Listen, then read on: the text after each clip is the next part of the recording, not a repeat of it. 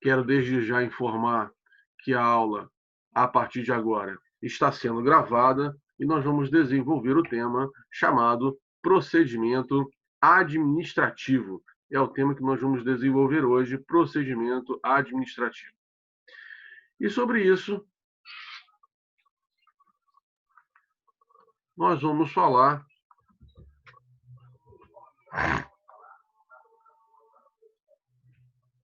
procedimento administrativo. Primeira coisa que nós precisamos entender é o que é um procedimento administrativo e qual é a vantagem dele, né? Por que ele existe, né? O que eu posso utilizar como vantagem para ele. Bem, e quais são os benefícios? O procedimento administrativo, também chamado de protocolo administrativo ou processo administrativo, é o conjunto de ações, tarefas ou atividades que fazem com que o resultado seja sempre o mesmo, independente de quem faça. Está relacionado com a gestão de processos, determinando o passo a passo das atividades. Então, o procedimento administrativo é a gestão de processos, também chamado de protocolo administrativo ou processo administrativo. Então, o protocolo administrativo, né, o processo administrativo, está ligado à gestão de processos. E o que é um processo? Né? É o passo a passo na hora de se realizar uma atividade dentro de uma empresa. Então, todas as atividades, elas precisam ser protocolares, ou seja, precisa ter o seu passo a passo bem determinado, precisa ter o seu passo a passo gerido. Qual é a vantagem disso? Isso vai permitir com que qualquer pessoa que faça aquele trabalho, né, obtenha o mesmo resultado, porque elas vão estar seguindo passo a passo na execução dessas atividades. Isso é de vital importância para que se possa garantir qualidade, porque a qualidade só é obtida desde o momento que o resultado seja sempre o mesmo, independente de quem realize, desde que os envolvidos sigam o procedimento administrativo. Para ilustrar isso, nós podemos citar aqui o caso do McDonald's, né? O McDonald's, ele segue um procedimento administrativo na hora de fazer o sanduíche dele, né? Por exemplo, se você for lá, você está aqui o Big Mac, né? Não importa onde você vai, qual restaurante, lanchonete do McDonald's você vá, o Big Mac sempre é feito da mesma forma, né? Até o tempo de cozimento da carne, né? A ordem que o sanduíche tem que ser montado, isso tudo é um resultado de uma obediência a um procedimento administrativo. Procedimento administrativo é esse que segue aí um passo a passo. Por falar em McDonald's, deixa eu ver se eu consigo abrir aqui, que eu estava preparando a aula de vocês e eu vi um vídeo muito bom que falava sobre o McDonald's. Infelizmente, eu não salvei, mas deixa eu ver se eu consigo encontrar ele aqui de novo. É esse aqui, ó. Assistam comigo esse vídeo aqui, que vocês vão gostar. E que explica o que eu estou querendo dizer agora. Faz Big Mac mais famoso. Coloque na tostadeira, deixe por 35 segundos para ele tostar bem, para ficar bem crocante a casquinha, né, superfície. Enquanto isso já vem outra rodada de Big Mac. Essa é a Mara. Oi, Mara. Esse aqui é o Júnior. Fala, Júnior. Ele é meio doente. Ó, tocou. Esse é o barulhinho da tostadeira. Ativou as coroas do Big Mac e aí tá saindo as duas partes do Big. A base é a coroa que vai para a mesa de codimentação para ser codimentado. Ali está o nosso amigo Diego, que ele vai codimentar os Big. Ô, Edson! Sai da frente. Amiga, deixa eu passar pra lá. Ué, não trova? Aí vai o alface, nas duas partes, quantidades iguais.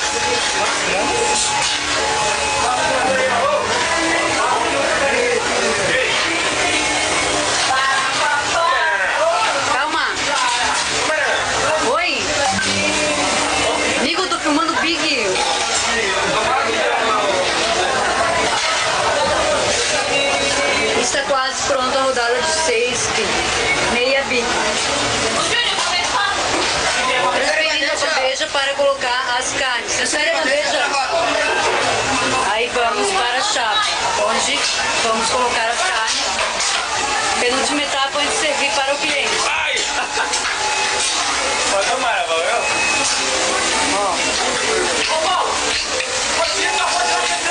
E a gente está dispondo a carne, que isso é a nossa rodada de carne, para os nossos 6 Big Mac. Joga as carnes. Primeiro ele vai colocar nos cubes, que são as partes de cima do pão. Onde vem a pessoa, o Júnior, coloca as coroas. Essa parte de cima se chama coroa. E é onde ele está colocando as bases, vamos montar o bico.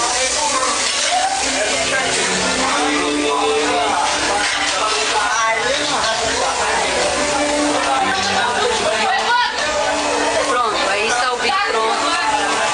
Sobe a bandeja, transfere para a produção, onde nossa produção... A produção fria e eles chamam as coisas. Agora essa é uma produção bonita, parece Erivelto. O Erivelto e o Simone. Bota na caixinha. Bom, vai dar disputa aí? Tchau.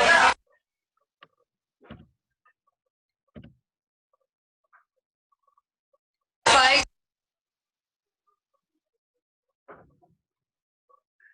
Bem, eu passei esse vídeo para vocês, né, do McDonald's, porque ele é um excelente exemplo de como funciona um procedimento administrativo, né?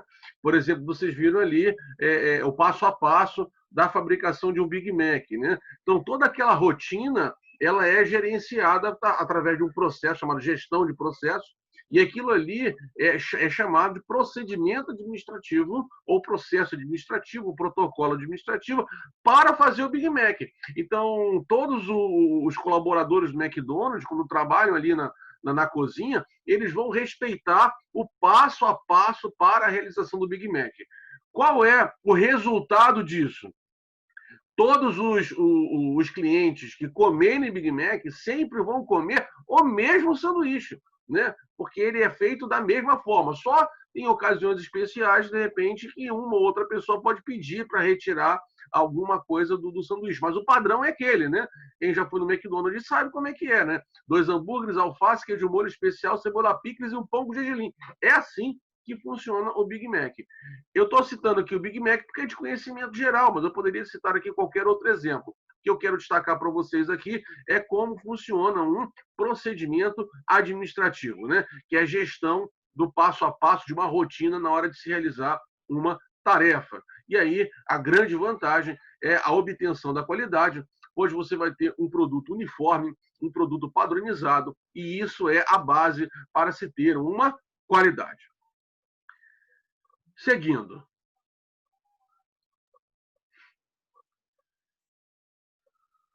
Quais são os benefícios do procedimento administrativo? O maior benefício do procedimento administrativo é a obtenção da qualidade através da padronização e uniformidade dos serviços e produtos. Eu acabei de falar sobre isso. Além disso, nós podemos enumerar outras 10 vantagens que o procedimento administrativo traz, como, por exemplo, o aumento de produtividade, diminuição de erros nos processos, maior eficiência na gestão, maior transparência no negócio, redução de custos, melhoria na qualidade, organização das informações, possibilidade de aprendizado, maior controle das atividades e possibilidade de inovação. Essas, então, são outras vantagens que nós podemos trazer, né, e apontar do procedimento administrativo. Mas, lembrando sempre que a principal vantagem é a obtenção da qualidade a partir da padronização ou uniformidade dos produtos e serviços. A grande questão, a grande pergunta que nós precisamos responder é como pode ser feito um procedimento administrativo e se existe um procedimento administrativo que está falho, o que eu posso fazer para corrigir? Essa é a grande questão, né? Num lugar onde não tenha procedimento administrativo, como que eu posso criar? E num lugar que tem um procedimento administrativo que está falho, como que eu posso corrigir? Bem, para criar e corrigir um procedimento administrativo, é utilizado uma ferramenta de gestão chamada PDCA. Então, PDCA é uma ferramenta de gestão que é uma sigla para planejamento, desempenho, checagem, né? Check-in, checar e verificar, e atuação corretiva. Então, o PDCA é uma ferramenta de gestão utilizada para tanto implementar um procedimento administrativo quanto para corrigir um procedimento administrativo. Então, é uma ferramenta de gestão utilizada tanto para corrigir um procedimento administrativo como para criar um procedimento administrativo. Por que é importante criar um procedimento administrativo num lugar onde não tenha? Mais uma vez eu vou dizer, para se garantir a qualidade, porque se os produtos fabricados forem sempre os mesmos, de forma padronizada e uniforme, nós podemos dizer então que se tem qualidade. A qualidade ela é imprescindível para que o negócio venha funcionar. Ninguém vai querer comercializar e nenhum cliente vai querer comprar uma coisa que não tenha qualidade. E para que você possa garantir a qualidade, é necessário que o resultado apresentado seja sempre o mesmo, não importa quem faça. Por exemplo, sou eu que estou dando aula aqui hoje, mas se tivesse uma outra pessoa dando aula no meu lugar, essa pessoa teria que falar o mesmo conteúdo. Cada um falaria de acordo com os seus preceitos pessoais, mas de acordo com o talento pessoal, mas o conteúdo seria o mesmo, né? Não pode variar o resultado conforme a pessoa que está fazendo o trabalho. Se isso acontecer, você não tem qualidade. Imagina só, né? Você vai fazer uma faculdade, aí se você fizer com um professor, você aprende uma coisa, se você fizer com outro professor, você aprende outra. Não, né? Não importa quem esteja ensinando, o conteúdo tem que ser passado. Isso é a gestão de processo, né? Que garante a qualidade que será obtida como no resultado, né? Apresentando sempre o mesmo resultado, não importa quem faça. Para conseguir isso, existe uma ferramenta de gestão chamada PDCA, que é uma sigla para planejamento, desempenho, checar ou verificar e atuação corretiva. A parte mais importante do PDCA é a primeira, que fala sobre o planejamento.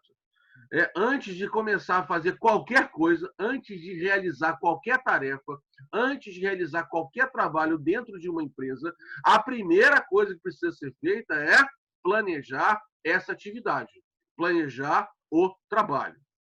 É a parte mais importante, porque depois, quando chegar em desempenho, o desempenho vai colocar em prática aquilo que foi planejado. Por isso que é importante, primeiro, planejar. É a parte do PDCA onde vocês vão gastar mais tempo, porque é a parte mais importante, de fato, do PDCA, para que a gente possa pôr em prática.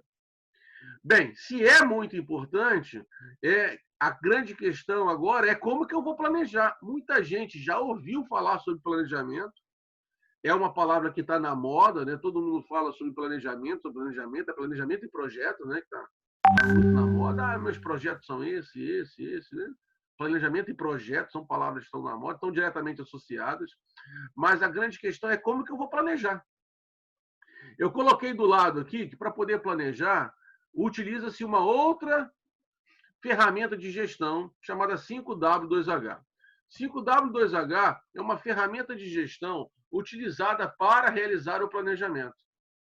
Então, quem nunca planejou na vida, deixa eu voltar, quem nunca planejou na vida pode planejar agora com essa ferramenta de gestão chamada 5W2H. 5W2H é uma ferramenta de gestão utilizada para o planejamento.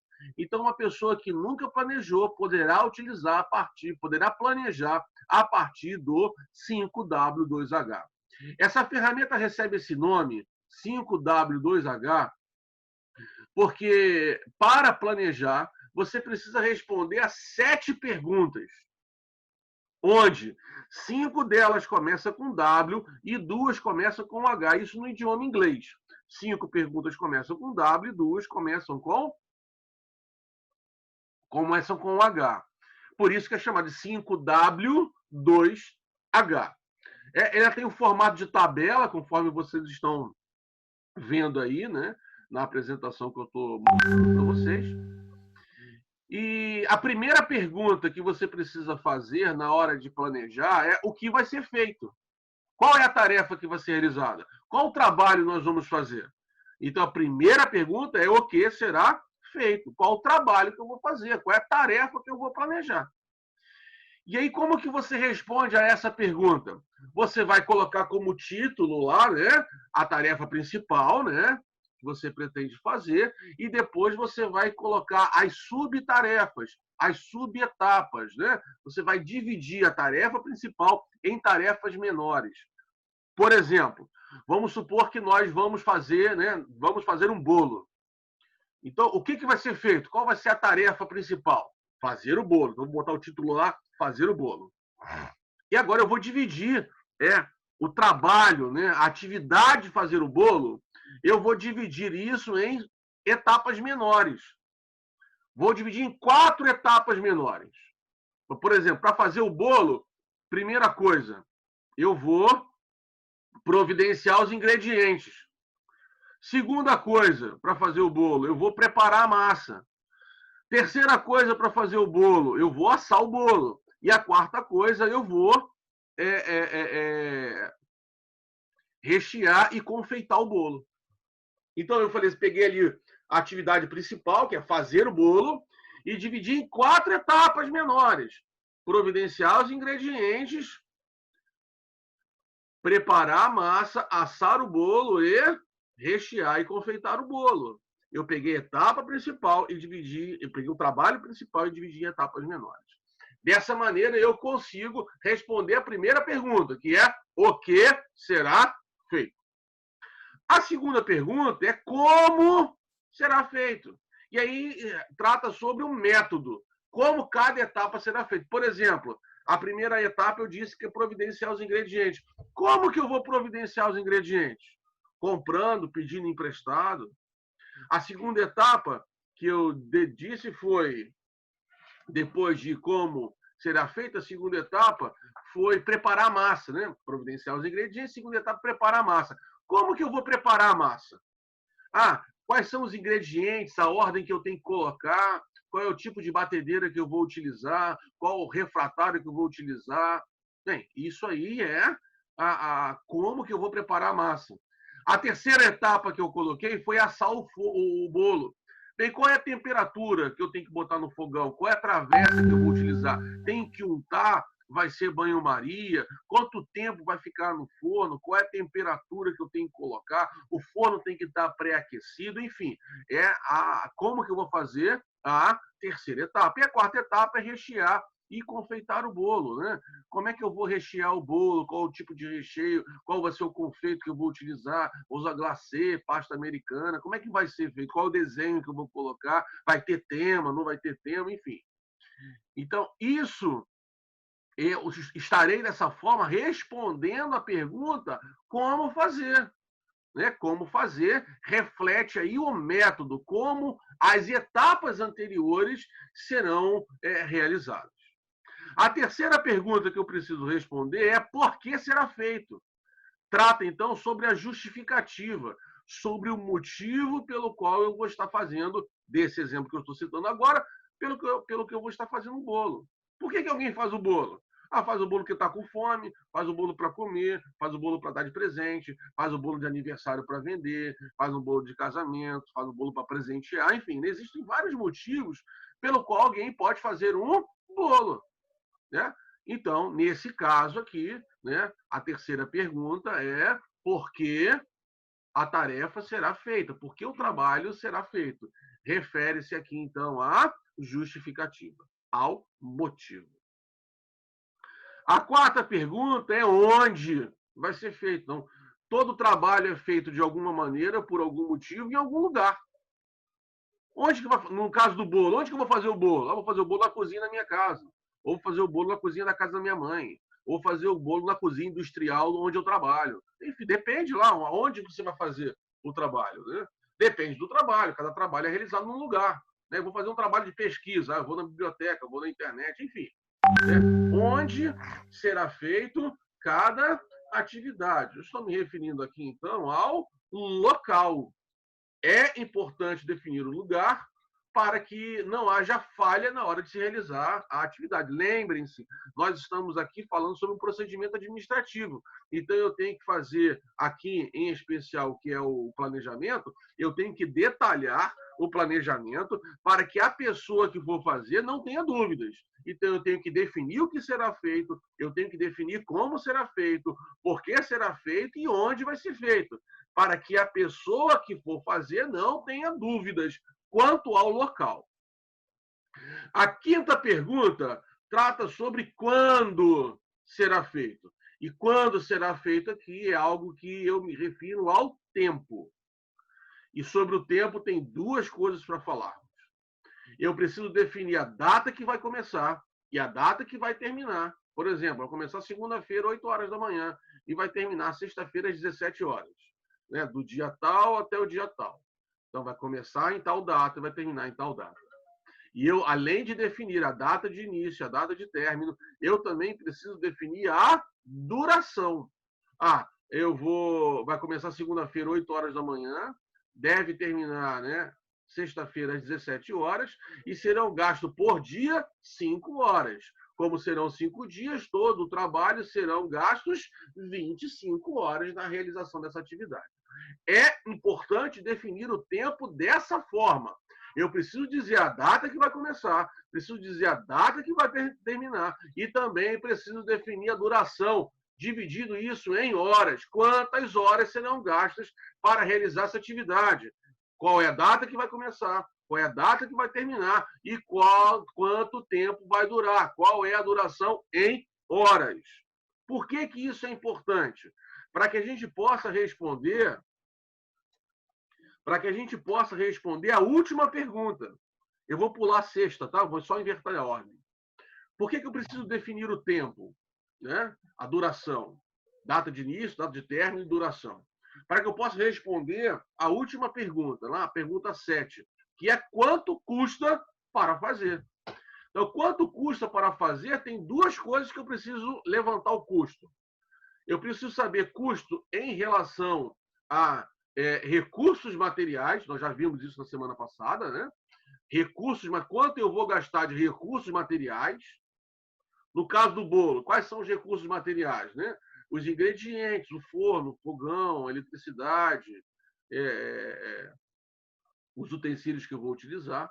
Então, quanto custa em relação a recursos materiais e quanto custa em relação a recursos humanos. E essa parte aqui, recursos humanos, o tempo é fundamental. Porque quanto mais tempo, né, o trabalho for realizado, mais caro vai ser, mais você vai gastar com recursos humanos, que é gasto com pessoas. Por exemplo, se você for contratar um professor para dar aula, se ele for te dar 1 hora de aula, ele vai cobrar X reais. Se ele for te dar 20 horas de aula, ele vai cobrar Y reais. Né? Por quê? Porque quanto mais tempo é gasto trabalhando, maior é o custo disso. Embora os recursos materiais talvez seja sempre o mesmo, mas você precisa definir agora o custo. Por isso que você precisa definir o tempo. Agora, voltamos aqui à sexta pergunta, né? Que é quem vai fazer. É preciso, então, definir a pessoa que vai realizar o trabalho e essa definição precisa ser nominal, dizer ali o nome da pessoa que vai realizar o trabalho. De modo que, para planejar, eu preciso definir 7 coisas, que são respostas a 7 perguntas. O que será feito, como será feito, por que será feito, onde será feito, quando será feito, quem vai fazer e quanto custa para fazer. A resposta a essas 7 perguntas é que vai realizar o meu planejamento. Bem feito o planejamento, vamos voltar aqui ao PDCA. Eu fiz o planejamento através do 5W2H. Qual é o próximo passo depois de planejar? Agora eu tenho que desempenhar. Desempenho, vimos isso semana passada, eu vou repetir hoje. Desempenho é a prática do planejamento. Se você planejou e colocou em prática aquilo que você planejou, você está, então, desempenhando. Depois que desempenha, tem que verificar, checar, comparar. Comparar desempenho com planejamento. Se o desempenho está igual ao planejamento, isso significa que está no caminho certo. Então, deve continuar o que está sendo feito. Agora, se o desempenho não está igual ao planejamento, se o desempenho está diferente do planejamento, a ação que você deve tomar é uma ação corretiva. Deve, então, corrigir. Alguma coisa está errada. Ou o planejamento está errado, ou o desempenho está errado. Mas se não está conseguindo obter o resultado, se D está diferente de P, significa, então, que você precisa corrigir. E essa atuação corretiva tem que ser permanente, de maneira tal que o problema não volte mais a acontecer.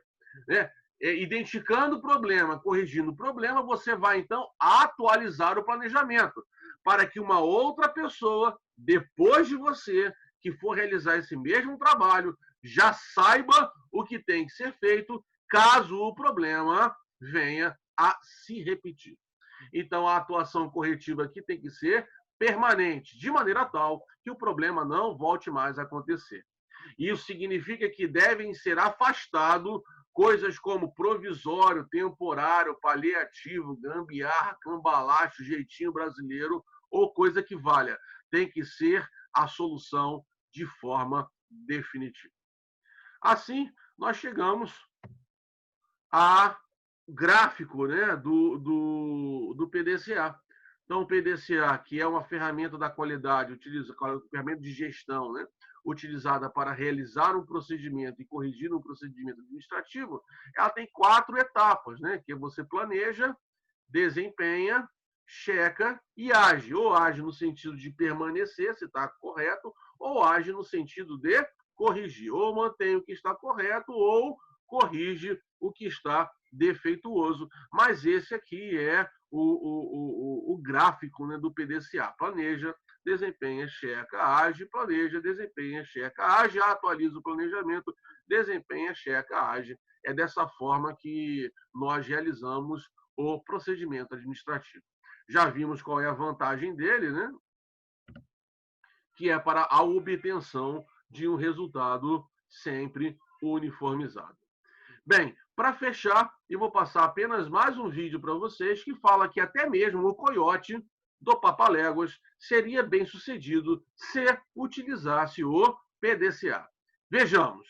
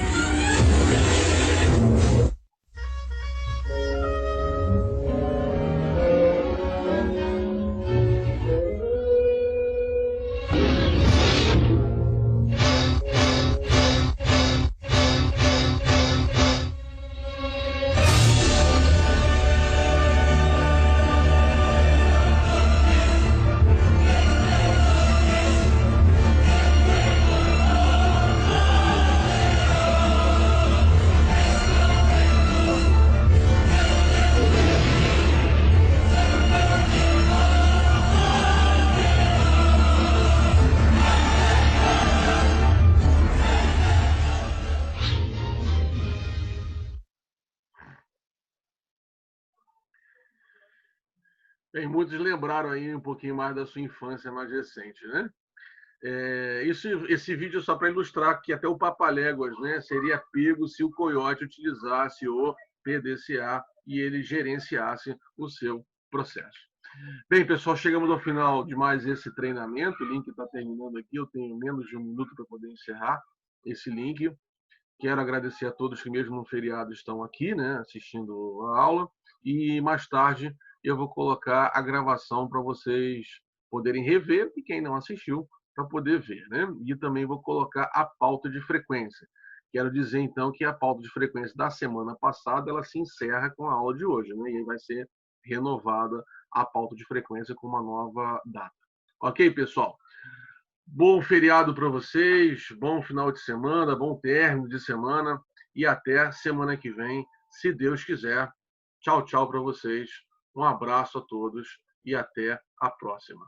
Até mais.